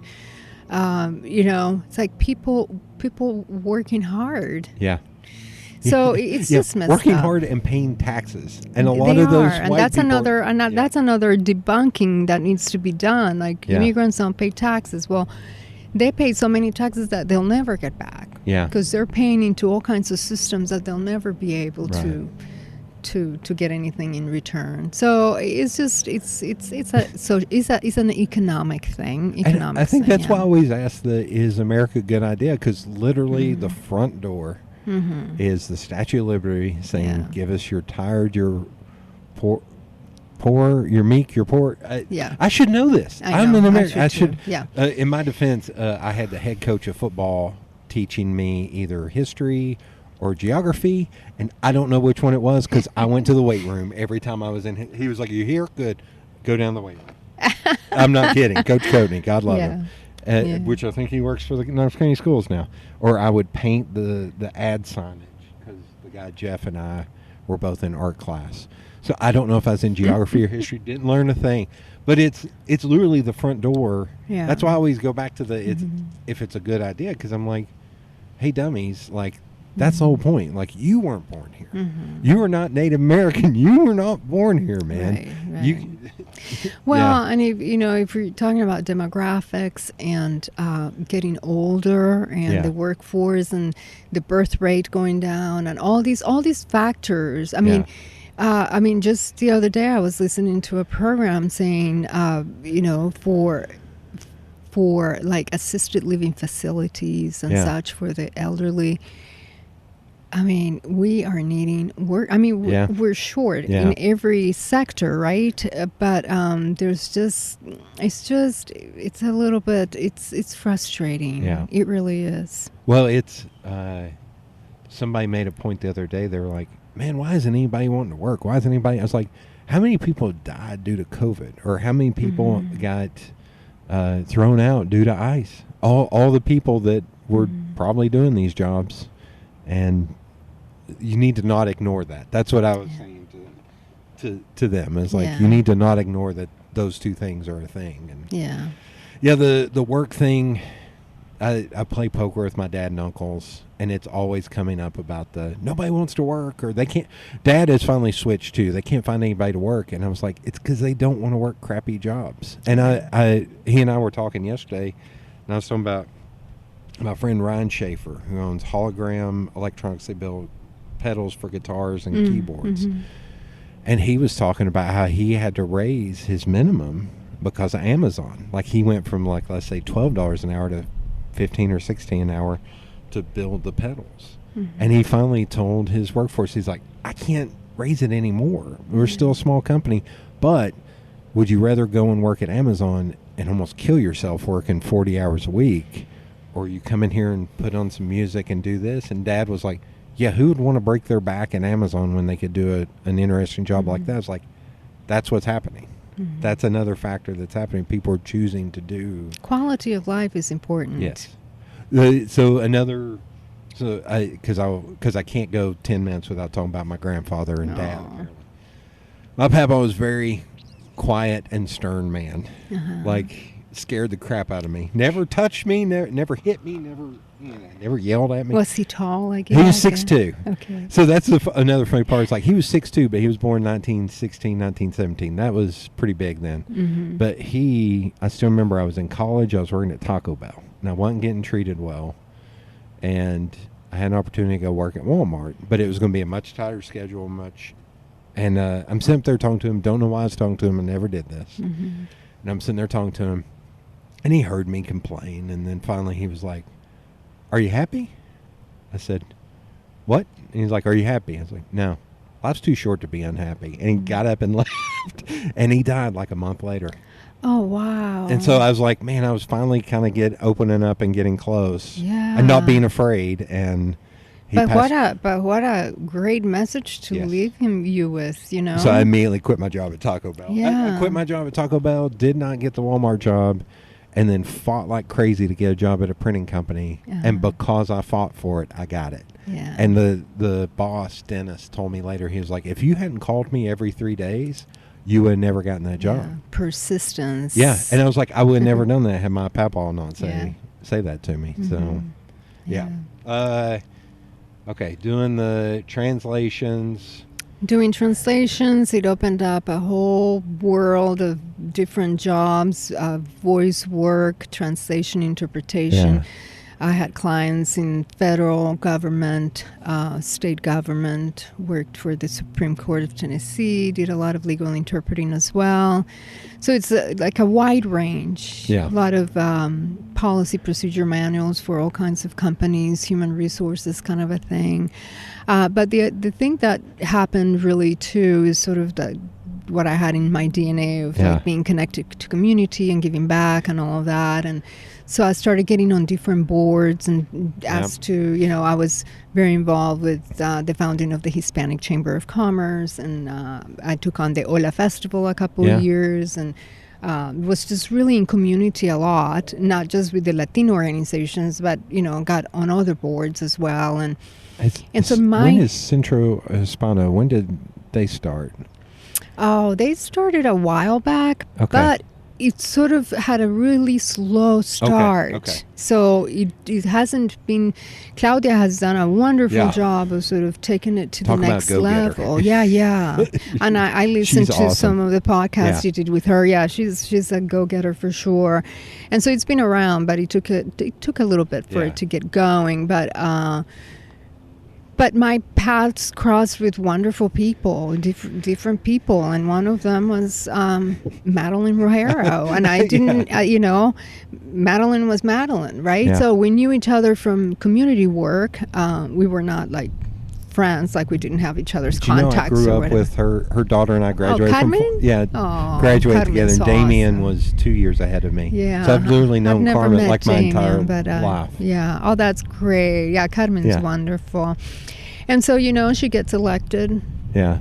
And I'm in Lenore City on a Sunday evening when I get a call from somebody who's not in my contact list in my cell phone.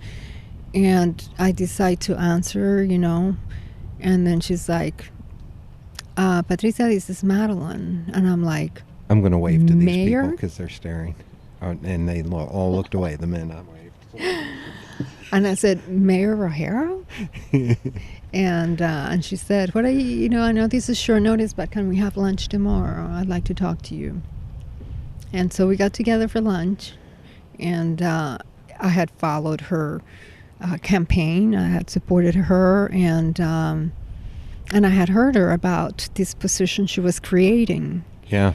And so when she talked to me, it's like, when I would think of my administration, if I were elected or when I get elected, your name just kept coming to mind, which is such awesome. a gift. But then she said, how about this position that I've been talking about? And I just I must have had this look in my eye, what do you say, deer in the headlight kind of look. and then she at some point said do you think this is something you could get excited about? Because I was just kind of in shock, you know. I was just it was amazing. And so, of course, I said yes. And, you were part of that as I created the Business Advisory Council. And it was wild, when she ran the first time, Dad supported her and backed her and all that. Yeah. But I still remember, and she might punch him for saying this, but I remember him saying when Haslam got elected, he said, I don't think this is a bad thing. He was like, I think Haslam runs in all these big money circles to where there's a chance we could actually get more manufacturing or business here. And if he does that for 4 years, then Madeline can come back and work on the community aspect. And he was like, I don't know that that's a bad thing. He was hopeful for her getting, and he ended up being right. He was so hopeful for her coming back and getting. He was like, no, she deserved. He was totally all in. And he hired her as her director. Yeah, his director of community. And so development. when she ran again, Dad was like, I watched a lot of other candidates get very angry at him about not supporting them, and he was like, no, she's the best, and she's going to be the best thing for this. He was so happy. But I remember because I was like, are you disappointed? He's like, oh, Haslam runs in those money circles. He's like, that I don't know about. He's like, I don't think it's going to be 100% bad. He's like, but I think Madeline's going to come back and going to do great. Yeah, and she did. And I got to be part of that. And I will say one funny thing, because I grew up with Carmen. Whenever she saw me, she'd hug me. And then I went, right after she got elected, I went to an event and she had her body guy with her. And she came up and shook my hand, and I went, are we shaking hands now? I gave her a hug. She's mayor, and I was like, you have to navigate. She just started giggling. Yeah. It is a shift, and I remember kind of getting a little bit people would say hey, Madeline this, Madeline that. And I'm going well, I know we knew her as Madeline, but she's Mayor O'Hara now. I never called her. I think I still call her Mayor O'Hara. I don't. And it's the same thing with India. Yeah. I mean, I knew India before she was mayor. And I have to call her mayor. Yeah. She's earned it, and that's a title that, they'll always have. Okay, so Mayor, she is somebody I would love to eventually interview, because I know so much of her history. Oh my gosh. I would, that would be a great one. But every time I've tried to message her, she's like, I am too busy. And since she's been retired, I'm just I'm going to let you live for a few years before, because you have been so involved for so long. Oh, she would be a great interview for sure. Yeah. Okay, so you start working, and that position was already invented, or you kind of went in there and was like, I want to start this? Small business, the Business Advisory Council. The Business Advisory Council, so she created the position. Okay. But that was the first time it was created, right? Yeah. And then we decided to have an advisory council as part of that. What was that? Business liaison? What would that be considered? Yeah, so it was the job title was business liaison. Yeah. And okay, so we start talking about luck and fortune and everything. I feel like that and the growth of the city through smaller businesses as opposed to the old boy network and having to have a lot. I feel like that could not have happened at a better time. Yeah. Like the brewery starting and getting all that up and going. Had the food trucks. The food trucks had you come along. Food truck parks. 4 years before or 4 years after. Yeah. Who knows? Well, her charge for me was, we hear that people want to do business, have businesses, and that we make it difficult, and that is difficult. So I want you to try and help them out. So, people would come with ideas and go I want to do this or that. So I'm going like, oh, we don't have an ordinance for that, but let me see, Yeah. And so it's working with the law department and the different departments to say, let's create it. Yeah. Is there an ordinance we can tweak, we can amend, or do we create one? And, Yeah. and the good thing about the pilot programs that Yeah. I did is that it kind of helps not have everybody panic about it and Yeah. just kind of like, let's try it out, and then we can tweak the program, and then so I just thought, I mean what an amazing opportunity, right? Not just to learn about, and Dr. Lyons was my Yeah. boss, and so Yeah. he's about the public process and policy and all. I mean, I had amazing people to learn from. I'm so grateful. I Yeah. was like, what a gift. I mean, I can't even tell you. And you had a ton of entrepreneurs that were willing to, like, Yeah. I just found out in the last week that Byron and Kiki of the Savory and Sweet Truck opened a Yeah. physical location in Nashville. And I was like, yeah. oh, I didn't know that. I'm still following their food truck. Yeah, So I was and like, they were, the they first. they were very good in terms Yeah. of helping us develop that program. Also very nice people. They were two of the great when they people. left, Yeah. I was so bummed because they were two of Yeah. the nicest people in the world. Very, very. We have great people in Knoxville, and a Yeah. lot of them wanted to just help and Yeah. be a resource and all of that. And so, yeah, very lucky. Okay, so then Mayor Rojero. So she lives, right, 80 Runs her term years, out, yeah. right? And so Mayor Kincannon wins. Yeah. And I'm lucky enough that she invites me to stay, which is great. So here I'll brag on Dad. Yeah. When she kept you on, I remember Dad saying that's the smartest thing that Oh she's my done. God, you're gonna make me cry. Oh my God. Yeah, he was like, that's the smartest move she ever made because Oh, that's by so that sweet. point it was up and moving so much that it was so vital to the Yeah. city. Yeah, and Yeah. the whole Maker City movement and the whole I loved working with small business Yeah. folks, and not always small. I mean, I would get involved in big zoning things Right. and whatever, but it was really a great opportunity. But then the job shifted a little bit Yeah. more in focus to because we do have navigating the different building permits and inspections things and whatever. It's So- also the cost of startup just all of a Yeah. sudden jumped Yeah. like a whole nother level Yeah. in the last 3 Yeah. years. Yeah. Like it's been kind of crazy. Whereas Byron and Kiki Yeah. could do it, we bought a truck, we Right. fixed it up, yeah. we applied for a $75 permit. Like, we'll just Right. make it work. Like, Yeah. To where now, It's more difficult. Yeah. Yeah. And then COVID hit. yeah. And, in COVID. and then, things changed, and then you start questioning, where do I want my energy to be spent? And just was really ready for a change. And then this opportunity with Knox County Schools came to me, like many others, of saying like, hey, we're looking for somebody for this job kind of a thing. Could you help us spread the word? Yeah. Because I have a Facebook page called Latin Knox Comunidad, which belonged to the Hispanic Chamber way back, and it's got a lot of different folks in there and followers, and so I post a lot of job openings Yeah. and opportunities there, and I said, yeah, I'll be happy to post it. And then I just read it a couple of times, and it was just speaking to me, and Yeah. which is kind of like a full circle too, because I was very involved in the schools when my kids went through Yeah. it. And not only that, but during before Mayor O'Hara's administration, I was very involved in the Lonsdale community, Oh, yeah. in Lonsdale Elementary School. Yeah.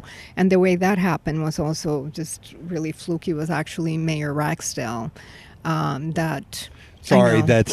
that's a curse in our our household. Oh, I'm yeah, sorry. Dad is not Not a fan. He does not refer to him as Mayor Ragsdale. He refers to him as Ragsdale. Oh. Because there are stories, off mic stories. Oh, about okay. Issues. So, but anyway. Well, he asked me to serve on a Yeah. committee Yeah. that looked into the disparity in school discipline. Yeah. And so one of those things is like, Yeah, I mean, I don't know why this is coming to me, but I'll say yes because opportunities come to me for some reason. I don't know what the reason, but whatever. I don't have much to say about the subject matter, but whatever. But out of that, I was like, I discovered Lonsdale, you know. And so that's been a gift. And so I've, been very involved with the schools. And so this kind of brings it all kind of full circle. And the Spanish, the translation, the Latino outreach, all the things that I've done for so many years and love. And so it feels like it was like just the right move, really. Okay. I feel very lucky. Do you have an idea? We'll end on this. Do you have, one more thing after this, but do you have an idea of what the future holds, or are you just like, you know what, I'm doing what I do, and we'll figure that out? Not even just for you, just maybe even in a bigger, general. The future, oh my goodness. Yeah, no, I'm just, I'm just happy to be where I am. Okay. I don't know. I try not to look too much into the future. Yeah. Of course, there's hope, right? Yeah. Gosh, like we were talking about immigration, wouldn't it be great if there's immigration reform? Yeah. Isn't it great? You have a lot of kind of wishes and whatever. But but no, for the moment, I'm trying to just live in the moment. Just live. Okay. Yeah. And so I'll end it on how we started. Yeah. Is America a good idea? It is a good idea that we can make better. Thank you so much for being on. Thank you so much for asking me. What an honor.